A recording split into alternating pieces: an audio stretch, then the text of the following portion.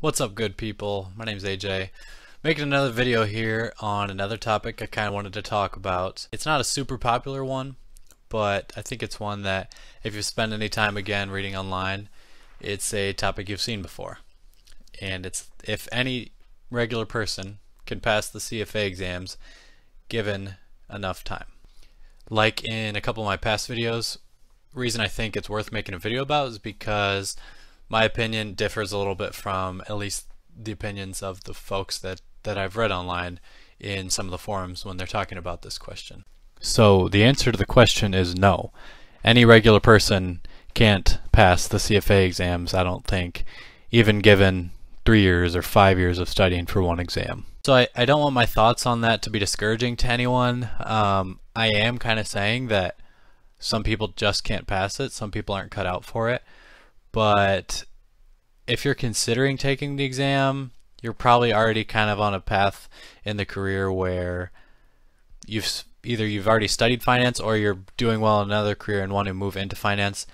If you spend some time thinking about what type of intelligence level you consider yourself to be at, and as well as the time that you can put into study, hopefully you can get a better feel for your chances of passing.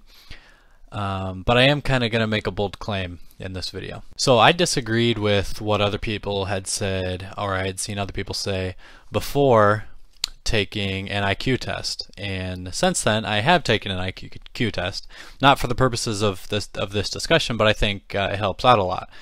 So let me back up before taking the IQ test. What a lot of people will say is that since there's no advanced calculus or people just say rocket science type topics in the CFA exams, that as long as any regular person puts in enough time, they can eventually get to the point where they can get enough problems right to pass. People will say, 3 years, 5 years straight of studying. What if you went to a 4-year college and the only thing you studied in every class all 4 years was the CFA exams? Could you pass? And what I've seen people say is yes, a regular intelligence person, or I think people have said maybe a slightly below intelligence person. Reason previously that I had disagreed was that, based on my own situation, I just thought about the exam, and I thought by the way, I've passed the first 2 levels. I'm going to start studying for level 3 here in about a month. And I thought about where I thought I stood on the intelligence scale, which in my mind was somewhere in the 90th percentile, maybe top 10% of people. I think I'm a smart person, but not to any exceptional level. And also how I did on the exams. Level 1 I did really well. Level 2 I was passing, but kind of in the middle. So here's the minimum passing score, here's the top end of scores. I was in the middle of that group. I was 70th percentile in level 2. And so I kind of thought about that and said, I don't think if I was much less intelligent that I would have been able to pass level 2. And I studied a lot too, almost nonstop for a year, every day. And so I just didn't buy into the belief that someone could spend, I spent 640 hours. Well, would you say, oh, well, someone could spend 1,200 hours or call it 2,000 hours full-time for a year or whatever for 2 years. I don't think an average intelligence person could spend 2,000 hours to pass level 2. Now, I agree with the belief that there aren't any advanced calculus difficulty level questions on there, but I think it's the people making that argument that just about anyone could pass with enough time don't know many people that are below average intelligence, don't spend a lot of time around people like that. They're probably CFA charter holders who have passed the exams, and while they're not studying, can look back at their time studying and think, that wasn't all that bad, and I'm no genius, and I only spent 300 hours at every level. And all the people I know and I talk to seem like I'm not that much smarter than them. So I bet those people could pass too. And I think they're not surrounding themselves with really, because maybe they're in like good jobs, working in big cities or something, and there just aren't, I don't know, maybe they do know lesser intelligence people.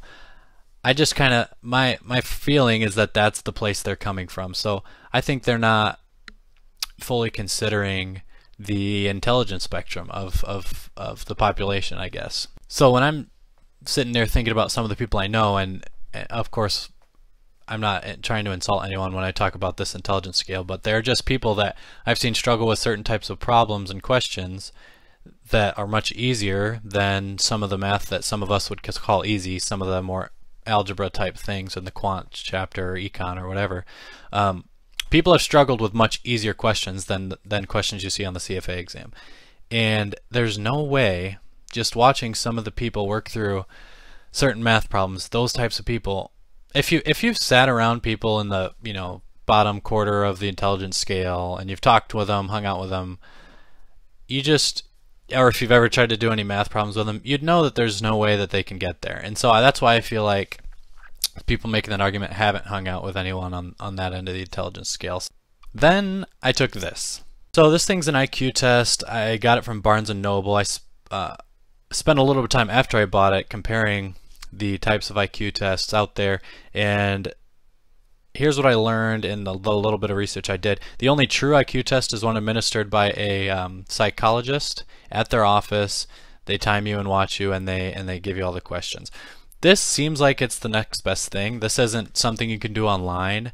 This took a long time. It's about 8-hour exam, and the author of it, whatever this guy's name is, I don't know if it's going to focus in on that, works at Mensa. If you don't know anything about Mensa, read about the organization. I'll just say from the little time I spent learning about this thing, this is basically the best at-home IQ test you can get.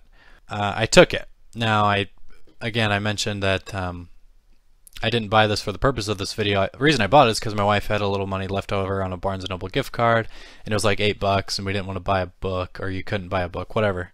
I saw it in the aisle, thought it'd be fun. I'd always kind of wondered about my own IQ. So I took this exam over the course of 8 days, a little bit every morning, and I did better than I thought I would. I thought I'd be about 90th percentile. I ended up 97th, so my IQ is 129. And by the way, if I would have answered 4 more questions right, I would have been at 130 IQ, which is the 98th percentile, which qualifies for Mensa. And if you're in the 90th percentile, people would say, well, you can probably try to go to a psychologist's office, take the real exam, see if you can qualify for Mensa. I would have liked to say I'm 130. I got 129. I could go through the results page here. I don't want to spend the time doing it, but you get the idea. I mean, 97th percentile, so 90th percentile, top 10% of intelligence is an IQ of 119 or above. I was at 129. The top 1%, the 99th percentile of people, is an IQ of 132 or above. And then 100% on this exam tops out at a 144. One thing I thought was really surprising, so the IQ scale, the average is 100.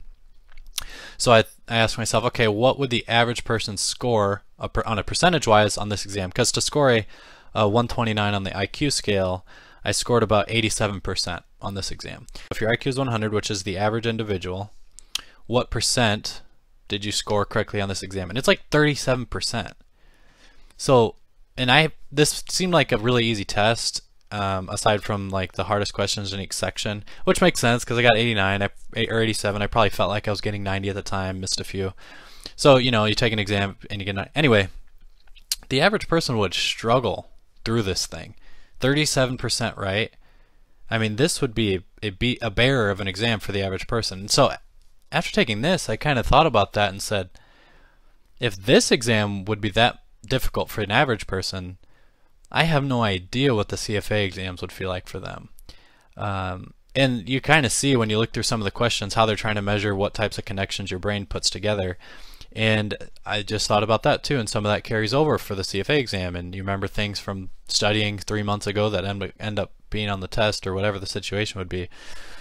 There's no way someone of the average intelligence, IQ 100, could pass level 2, and I'm thinking if I want to say level 1 too also. I don't think they could pass level 1 with 5,000 hours of study, full-time job for 3 years, call it your whole college, undergrad, whatever. I don't think that person could pass the CFA exams. So there's my bit on the IQ test. I really don't want to be insulting to anyone. I would say try to get a feel for where you're at. Maybe don't necessarily take an IQ test. There's not a whole lot of value in those things. I was just curious when I did it. But man, what would I say would be like a minimum IQ? Because I'm saying 100, no way you can pass. Probably you got to be in the top 20% of individuals. Probably top 10, man, because I feel like I'm on the lower end of the spectrum of IQ on CFA, future charter holders if I pass the next exam. And I'm 97th percentile. Yeah, I would say top you got to be top 10% individual, which 90th percentile and above is IQ of 119.